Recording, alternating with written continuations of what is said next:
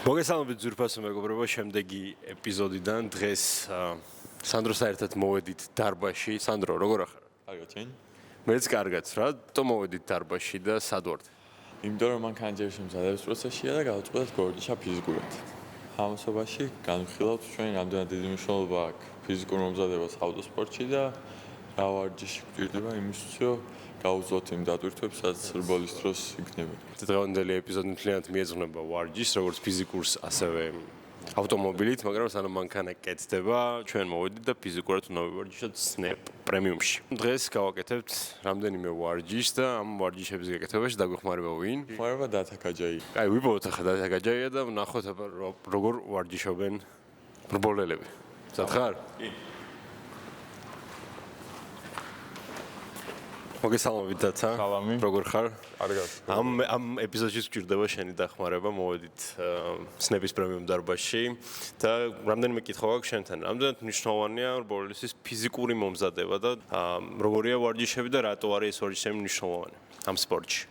რა თქმა უნდა ძალიან მნიშვნელოვანია, იმიტომ რომ რბოლა მარტო საჭის ტრიალი არ არის, იქ დიდი დატვირთვებია, სპორტულ მანქანას ყველაფერი უფრო მძიმე აქვს ვიდრე ჩვეულებრივ მანქანას და ფიზიკურად მომზადებული უნდა იყოს რბოლელი, რათა ამ ყველაფერს გაუძლოს და არ იფიქროს იმაზე თუ რაღაცა ცუდად არ გახდეს ან რამე და პირდაპირ აისახება ეს რბოლელის სიჩქარეზე. გარდა ამისა ძალიან დიდი ტემპერატურა, ანუ სიცხეა შიგნით მანქანაში და ესეც ენერგიას აცლის რბოლელს, ვისაც რბოლა ნანახი აქვს რბოლელებს აცვიათ ეს შიდა სასვლები კომბინეზონები ეს სპეციალურად ძალიან ცხელა. იმ მართლობისას არ უგზნია ძალიან განსხვავებული შეგრძნებები მოაქვს ამ ცხელ კომბინეზონს.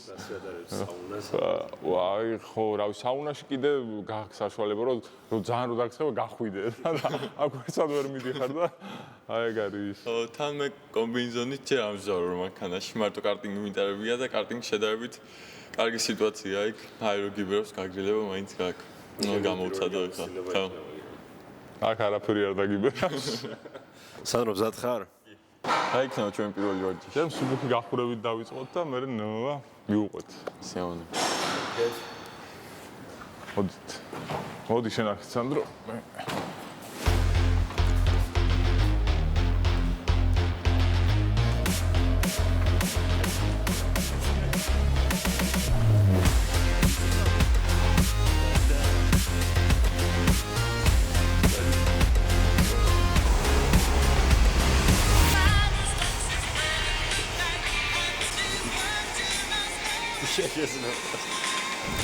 ახლა შეგვიძლია უშუალოდ მთავარ ვარჯიშებზე გადავიდეთ, რომელიც დაგვეხმარება ჩვენ, გარდა უბრალოდ შენ ბოლოში.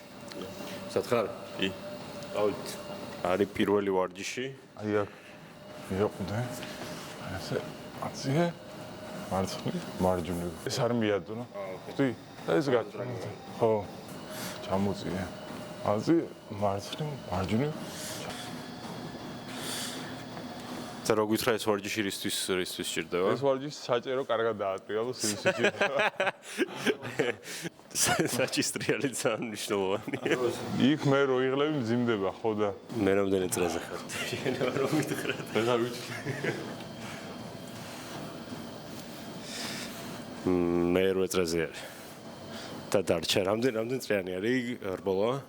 15 წრე და მე 8 წრეზე ვარ. თითქმის შუაში ვარ.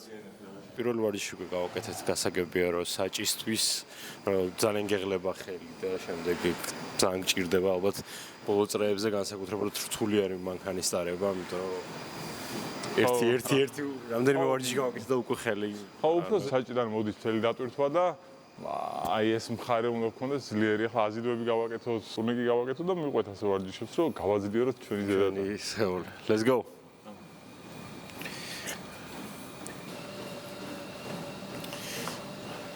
არა გახლოა. აწიე, აიღე. კაი, დადე და ხუთიანები ახლა ჩატერო არის გაგირბის.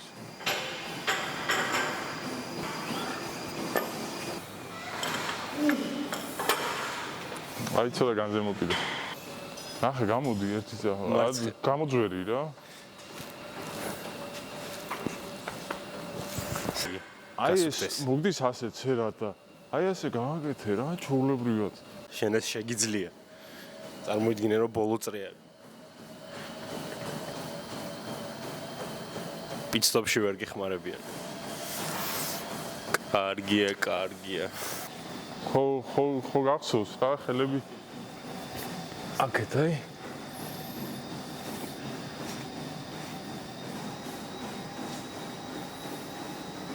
ესეც ალბათ გამძლეობის ერთ-ერთი ვარჯიშია. კი, რა თქმა უნდა, ეს აზიდვები არის ყოველთვის კლასიკა. ეს მორჩისან რო ისე აზიდო გააგზელე კიდევ უფრო მეტი შეგიძლია. კონკურენტებსაც ურჩიოთ რომ უნდა ივარჯიშოთ მეგობრებო. სხვანაირად ვერ მოიგებთ. ისაც ვერ მოიგებთ, მაგრამ სხვანაირად ვერ მოიგებთ.